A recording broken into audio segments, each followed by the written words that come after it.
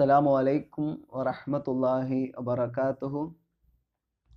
പ്രിയപ്പെട്ട വിദ്യാർത്ഥികളെ, എല്ലാവർക്കും സുഖമാണെന്ന് കരുതുന്നു. അതിനുവേണ്ടി അള്ളാഹുവിനോട് പ്രാർത്ഥിക്കുന്നു. ബുഹൂസിലെ 5-ാമത്തെ അധ്യായമായ ഇസ്ലാമിക സ്വഭാവമാണ് ഇന്ന് നാം ചർച്ച ചെയ്യാൻ പോകുന്നത്. നമുക്കറിയാം, ഇസ്ലാം അതിൻ്റെ അനുയായികളെ വളർത്തിയെടുക്കുന്നത് ഉത്തമമായ സ്വഭാവ വിശുദ്ധിയിലും ഉന്നതമായ സംസ്കാരത്തിലുമാണ്, ഉന്നതമായ കൾച്ചറിലുമാണ്. നാം മറ്റുള്ളവരോട് നല്ല രീതിയിൽ പെരുമാറണമെന്ന് ഇസ്ലാം നമ്മെ പഠിപ്പിക്കുന്നു. ഒരാളുടെ സ്വഭാവം നോക്കിയാണ് അയാളുടെ വ്യക്തിത്വത്തെ, അയാളുടെ പേഴ്സണാലിറ്റിയെ നിർണ്ണയിക്കുന്നത്. നല്ല സ്വഭാവം നല്ല വ്യക്തിത്വത്തെയും ചീത്ത സ്വഭാവം ചീത്ത വ്യക്തിത്വത്തെയും സൂചിപ്പിക്കുന്നു. മനസ്സുമായിട്ടാണ് സ്വഭാവത്തിൻ്റെ ബന്ധം. മനസ്സ് നന്നായാൽ സ്വഭാവവും നന്നാവും, സ്വഭാവം നന്നായാൽ ജീവിതം നന്നാവും, ജീവിതം നന്നായാൽ ഇഹലോകത്തും, ഇഹലോകത്ത് ഐശ്വര്യവും പരലോകത്ത് വിജയവും ലഭിക്കും. സ്വഭാവത്തിന് ഖുൽഖ് എന്നാണ് അറബിയിൽ പറയുക. സ്വഭാവം, പ്രകൃതി, ധർമ്മം, സദാചാരം, മനുഷ്യത്വം, ജീവിത രീതി എന്നൊക്കെയാണ് ഖുൽഖ് എന്ന പദത്തിൻ്റെ അർത്ഥങ്ങൾ. അതായത് ഒരു കാര്യം ചിന്തിച്ച് തീരുമാനിക്കാതെ ഒരാളിൽ നിന്ന് നാച്ചുറലായി, ഓട്ടോമാറ്റിക്കായി ഉണ്ടാകുന്നതാണ് ഖുൽഖ് എന്നതുകൊണ്ട് ഉദ്ദേശിക്കുന്നത്. അതായത് ചിന്തിച്ച് തീരുമാനിക്കാതെ സ്വമേധയാ ഒരാളിൽ നിന്നുണ്ടാകുന്ന പ്രവർത്തനം. അങ്ങനെയാണ് പൗരാണിക പണ്ഡിതന്മാർ അതിനെ നിർവചിച്ചിരിക്കുന്നത്.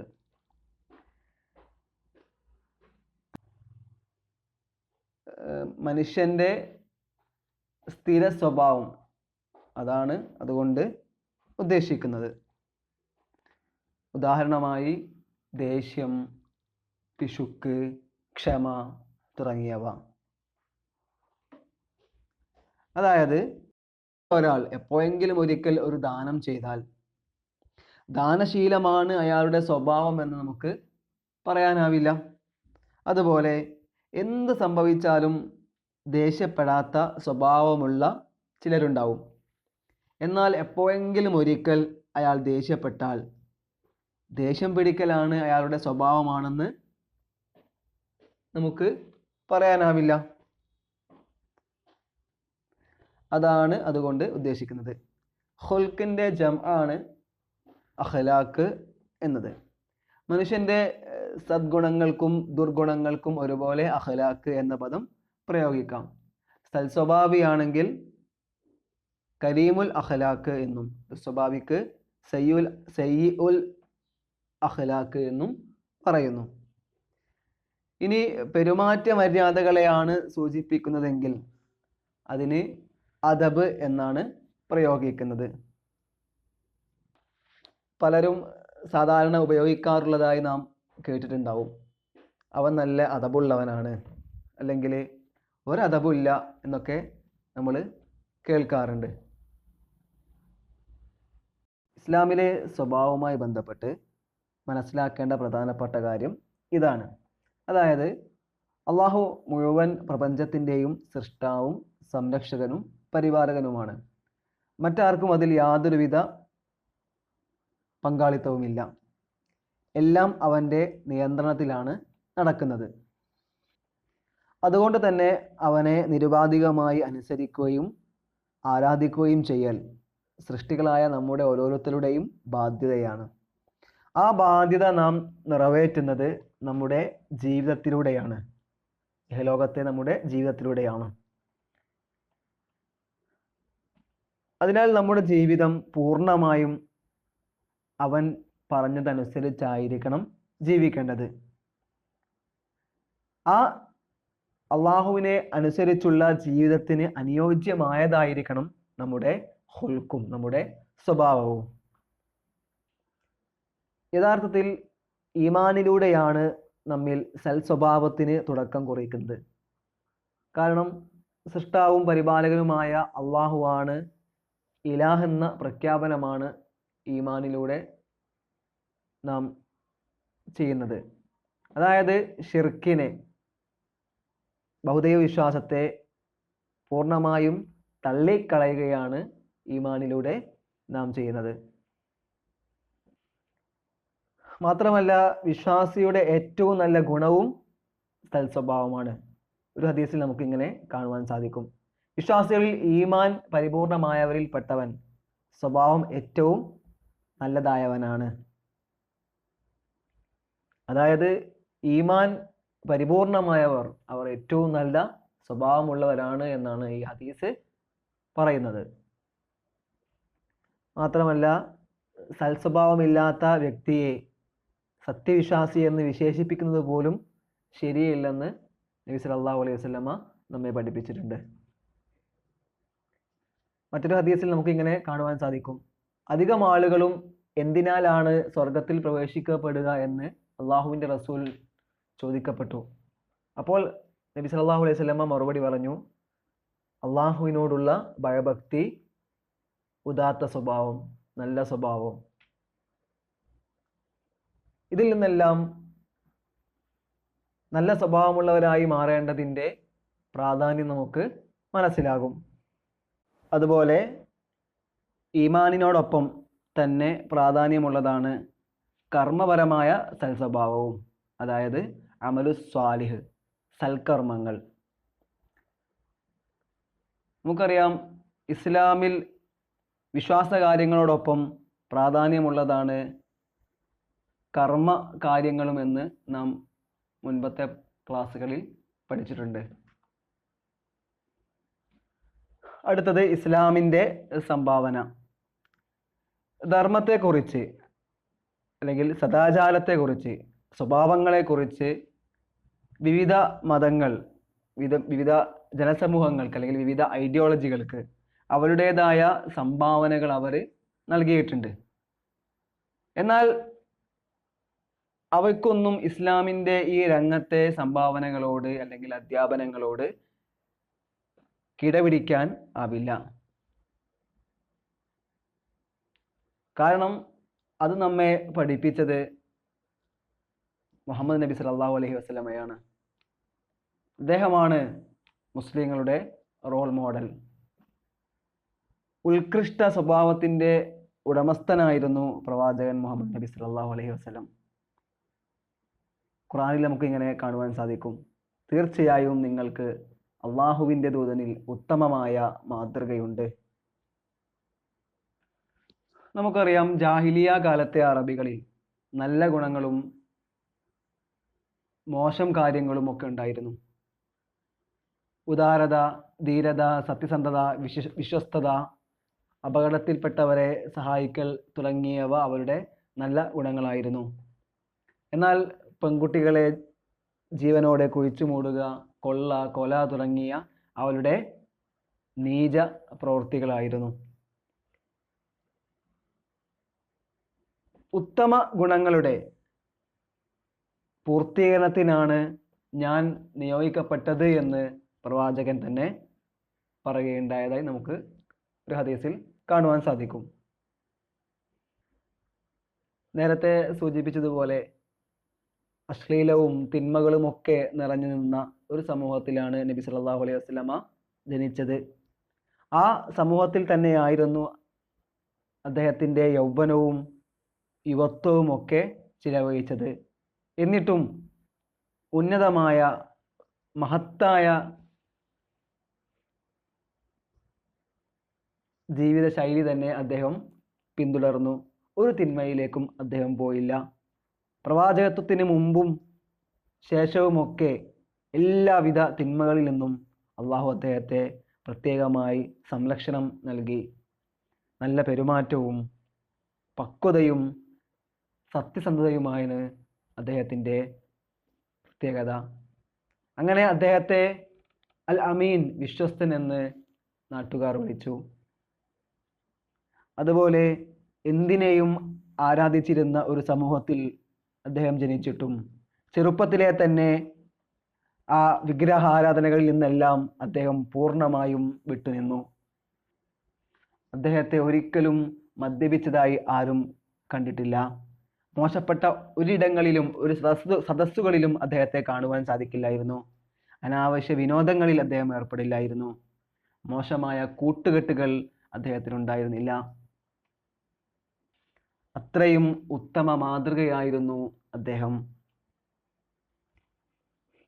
ഇസ്ലാമിലെ സ്വഭാവം എന്താണെന്ന്, എങ്ങനെയായിരിക്കണമെന്ന് അബസീനിയയിലേക്ക് ഹിജറ പോയ ആ സംഭവം വ്യക്തമാക്കി തരുന്നുണ്ട്.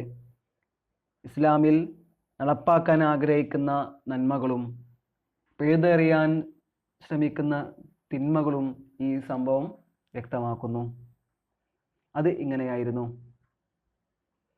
അബസീനിയയിലേക്ക് ഹിജറ പോയ മുസ്ലിങ്ങളുടെ തലവൻ Jafar bin Abi Talib Najashi രാജാവിൻ്റെ മുമ്പിൽ ഒരു പ്രസംഗം നടത്തി. ആ പ്രസംഗത്തിൽ പറയുന്നത് ഇങ്ങനെയാണ്: ഞങ്ങൾ വിഗ്രഹങ്ങളെ ആരാധിക്കുകയും ശവം തിന്നുകയും അധർമ്മം പ്രവർത്തിക്കുകയും ചെയ്യുന്ന വിവരമില്ലാത്ത ഒരു ജനതയായിരുന്നു. ഞങ്ങൾ കുടുംബ ബന്ധങ്ങൾ മുറിച്ചു കളയാറുണ്ടായിരുന്നു. അയൽവാസികളോട് മോശമായി പെരുമാറുമായിരുന്നു. ശക്തൻ അശക്തനെ കീഴ്പ്പെടുത്തി വെക്കുമായിരുന്നു. അങ്ങനെയിരിക്കെ അള്ളാഹു ഞങ്ങൾക്കായി ഒരു ദൂതനെ അയച്ചു. അദ്ദേഹത്തിൻ്റെ സത്യസന്ധതയും വിശ്വസ്തതയും കുടുംബ പാരമ്പര്യവുമെല്ലാം ഞങ്ങൾക്ക് നന്നായി അറിയാം. സത്യം പറയാനും വിശ്വസ്തത കാത്തു സൂക്ഷിക്കാനും കുടുംബ ബന്ധം ചേർക്കാനും അയൽവാസിയോട് നല്ല നിലക്ക് പെരുമാറാനും അദ്ദേഹം ഞങ്ങളോട് കൽപ്പിച്ചു. രക്തം ചിന്തരുതെന്നും മ്ലേച്ഛ വൃത്തികൾ ചെയ്യരുതെന്നും അസത്യഭാഷണത്തിൽ നിന്ന് വിട്ടുനിൽക്കണമെന്നും ഉപദേശിച്ചു. അനാഥരുടെ സ്വത്ത് കൈയടക്കുന്നതും പതിവ്രതകളുടെ മേൽ ദുരാരോപണം ഉന്നയിക്കുന്നതും അദ്ദേഹം തടഞ്ഞു. ചുരുക്കിയാണെങ്കിലും ഈ ഒരു പ്രസംഗത്തിൽ നിന്ന് ഇസ്ലാം ഏതൊക്കെ സ്വഭാവം സമൂഹത്തിൽ നിന്ന് ഇല്ലാതാക്കാൻ ശ്രമിക്കുന്നുവെന്നും ഏതൊക്കെ സ്വഭാവം സമൂഹത്തിൽ നടപ്പിലാക്കാൻ ആഗ്രഹിക്കുന്നു എന്നും ഈ സംഭവം വിവരിക്കുന്നുണ്ട്. അതായത് നബിയുടെ ജീവിതം തന്നെയാണ് സൽ സ്വഭാവത്തിൻ്റെയും ഇസ്ലാമിക സദാചാരത്തിൻ്റെയും പ്രായോഗിക രൂപം. അതുപോലെ മനുഷ്യൻ അവൻ്റെ വ്യക്തി ജീവിതത്തിലും സാമൂഹിക ജീവിതത്തിലും പാലിക്കേണ്ട സൽഗുണങ്ങളെക്കുറിച്ചും ഖുർആനിലും ഹദീസിലും ധാരാളമായി വിശദീകരിക്കുന്നുണ്ട്. സൂറത്തുൽ മുത്തഫിഫീനിൽ 1 മുതൽ 3 വരെയുള്ള ആയത്തുകളിൽ പറയുന്നു: കള്ളത്താപ്പുകാർക്ക് മഹാനാശം. ആളുകളോട് അളന്നെടുക്കുമ്പോൾ തികച്ചു വാങ്ങുകയും അളന്നോ തൂക്കിയോ കൊടുക്കുമ്പോൾ കുറക്കുകയും ചെയ്യുകയത്രേ അവരുടെ സ്വഭാവം. അളവിലും തൂക്കത്തിലും കൃത്രിമം കാണിക്കുന്നവരെ കുറിച്ചാണ് ഇവിടെ പരാമർശിക്കുന്നത്. അത്തരക്കാർക്ക് മഹാനാശം എന്നാണ്, അത്തരം സ്വഭാവമുള്ളവർക്ക് മഹാനാശം എന്നാണ് ഈ ആയത്തിലൂടെ അല്ലാഹു തആല പറയുന്നത്. അതുപോലെ മുസ്ലിം റിപ്പോർട്ട് ചെയ്ത ഒരു ഹദീസിൽ ഇങ്ങനെ പറയുന്നു: നബി സല്ലല്ലാഹു അലൈഹി വസല്ലമ പറഞ്ഞു, ചതിച്ചവൻ നമ്മിൽപ്പെട്ടവനല്ല. അതുപോലെ ബുഖാരി റിപ്പോർട്ട് ചെയ്ത മറ്റൊരു ഹദീസിൽ നമുക്ക് കാണുവാൻ സാധിക്കും: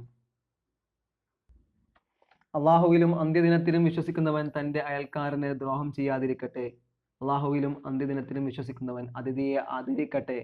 അള്ളാഹുവിലും അന്ത്യദിനത്തിലും വിശ്വസിക്കുന്നവൻ നല്ലത് മാത്രം പറയട്ടെ, അല്ലെങ്കിൽ മൗനം പാലിക്കട്ടെ. അതുപോലെ മറ്റൊരു ഹദീസ് ഗ്രന്ഥത്തിൽ നമുക്ക് കാണുവാൻ സാധിക്കും: പകൽ നോമ്പനുഷ്ഠിക്കുകയും രാത്രി നമസ്കാരത്തിൽ മുഴുകുകയും അതേസമയം തൻ്റെ നാവുകൊണ്ട് അയൽക്കാരനെ ഉപദ്രവിക്കുകയും ചെയ്യുന്ന ഒരു സ്ത്രീയെ കുറിച്ച് പരാമർശിക്കപ്പെട്ടപ്പോൾ നബി സല്ലല്ലാഹു അലൈഹി വസല്ലം പറഞ്ഞു, അവളിൽ ഒട്ടും നന്മയില്ല, അവൾ നരകത്തിലാകുന്നു എന്നാണ് പ്രവാചകൻ മറുപടി പറഞ്ഞു വന്നത്. മനുഷ്യൻ്റെ വ്യക്തി ജീവിതത്തിലും സാമൂഹിക ജീവിതത്തിലുമൊക്കെയുള്ള വളരെ സൂക്ഷ്മമായ ചെറിയ കാര്യങ്ങൾ പോലും ഖുർആനിലും ഹദീസുകളിലും പരാമർശിക്കുന്നുണ്ട്.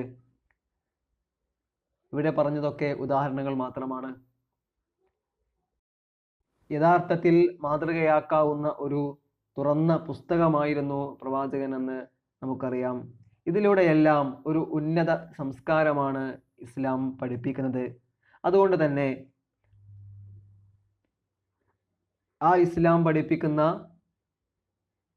അധ്യാപനങ്ങൾ അനുസരിച്ചായിരിക്കണം നമ്മുടെ ജീവിത രീതിയും സ്വഭാവവുമെല്ലാം.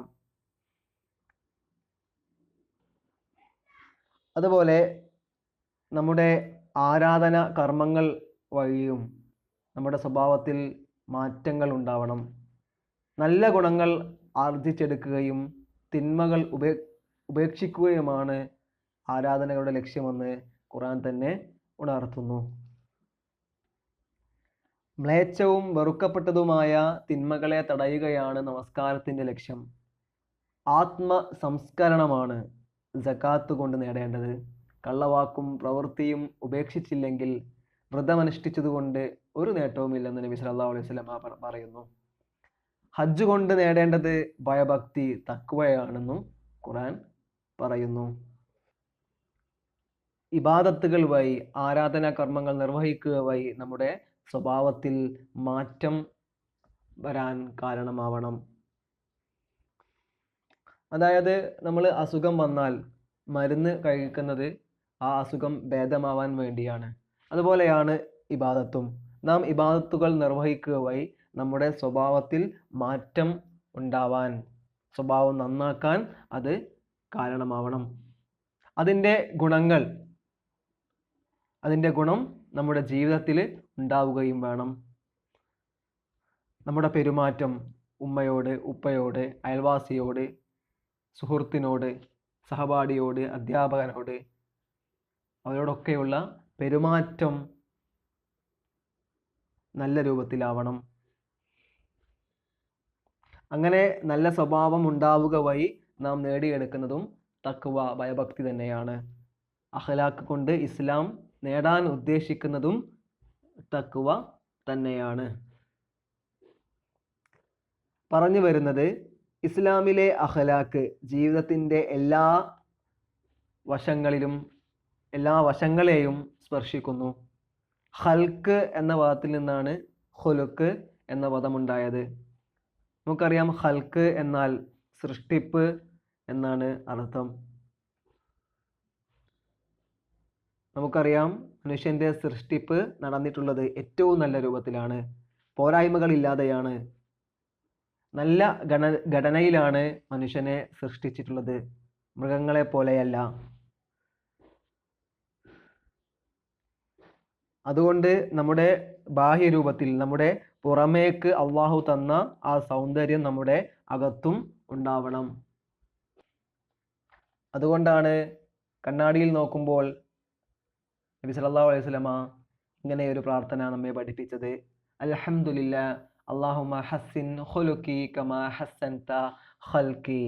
അള്ളാഹുവിന് സ്തുതി, അള്ളാഹുവെ എൻ്റെ രൂപം സുന്ദരമാക്കിയ പോലെ എൻ്റെ സ്വഭാവവും സുന്ദരമാക്കണമേ. അടുത്തത് സദാചാരത്തിൻ്റെ അടിത്തറ. ഇസ്ലാമിലെ സദാചാരത്തിൻ്റെ മോറൽ വാല്യൂസ്, അതിൻ്റെ അടിത്തറ, അതിൻ്റെ അടിസ്ഥാനം എന്താണെന്നതാണ് ഈ ഭാഗത്ത് ചർച്ച ചെയ്യുന്നത്. ഇസ്ലാമിൻ്റെ ഏകദൈവത്വം, അതായത് ദൈവം ഏകനാണെന്നുള്ള വിശ്വാസം, അതിൻ്റെ സമത്വ ചിന്ത, എല്ലാവരും സമന്മാരാണ് എന്നുള്ളത്. അതുപോലെ അതിൻ്റെ ജീവിത വീക്ഷണം, അതായത് നമുക്കറിയാം ഓരോ മതങ്ങൾക്കും ഓരോ ഐഡിയോളജിക്കുമൊക്കെ അവരുടെ ജീവിതത്തെക്കുറിച്ച് വ്യത്യസ്ത കാഴ്ചപ്പാടുകളുണ്ട്, വ്യത്യസ്ത വീക്ഷണങ്ങളുണ്ട്. അതിനെക്കുറിച്ച് നാം കഴിഞ്ഞ പാഠങ്ങളിലൊക്കെ പഠിച്ചതാണ്. ഉദാഹരണമായി പറയുകയാണെങ്കിൽ, ചിലരുടെ കാഴ്ചപ്പാടിൽ ഇഹലോകത്തെ ഈ ജീവിതം മാത്രമേ ഉള്ളൂ, മറ്റൊരു ജീവിതമില്ല എന്ന് വാദിക്കുന്ന ആളുകളുണ്ട്. അതിനാൽ ഇഹലോകത്ത് അടിച്ചു പൊളിച്ച് അതിൻ്റെ സുഖങ്ങളൊക്കെ ആസ്വദിച്ച് ജീവിക്കുക എന്ന് വിശ്വസിക്കുന്ന ആളുകൾ. എന്നാൽ സന്യാസ ജീവിതം അതിൽ നിന്നും വ്യത്യസ്തമാണ്. അവർ ഇഹലോക ജീവിതത്തെ പൂർണ്ണമായും ഉപേക്ഷിക്കുന്നു. അതായത് ഇഹലോക ജീവിതത്തിൽ ശരീരത്തിൻ്റെ ആവശ്യങ്ങൾ, അതായത് ഭക്ഷണം കഴിക്കുക, വസ്ത്രം ധരിക്കുക, വിനോദങ്ങളിൽ ഏർപ്പെടുക തുടങ്ങി കാര്യങ്ങൾ, അത് പൂർണ്ണമായും നിരാകരിച്ചാലേ, ഉപേക്ഷിച്ചാൽ മാത്രമേ ആത്മാവിന് മോക്ഷവും ശാന്തിയും ലഭിക്കൂ എന്ന് കാഴ്ചപ്പാടുള്ളവർ, എന്ന വീക്ഷണമുള്ളവർ. എന്നാൽ ഇസ്ലാമിൻ്റെ കാഴ്ചപ്പാട് മറ്റ് വീക്ഷണങ്ങളിൽ നിന്നെല്ലാം വ്യത്യസ്തമാണ്. ഇസ്ലാമിൽ ഇഹലോകത്തിന് ശേഷം ഒരിക്കലും അവസാനിക്കാത്ത മറ്റൊരു ലോകമുണ്ട്. അതാണ് പരലോകം. ഭൂമിയിൽ മനുഷ്യൻ എങ്ങനെ പ്രവർത്തിച്ചു എന്നതിനനുസരിച്ചാണ് പരലോകത്ത് വിജയവും പരാജയവും ഒക്കെ സാധ്യമാവുന്നത്.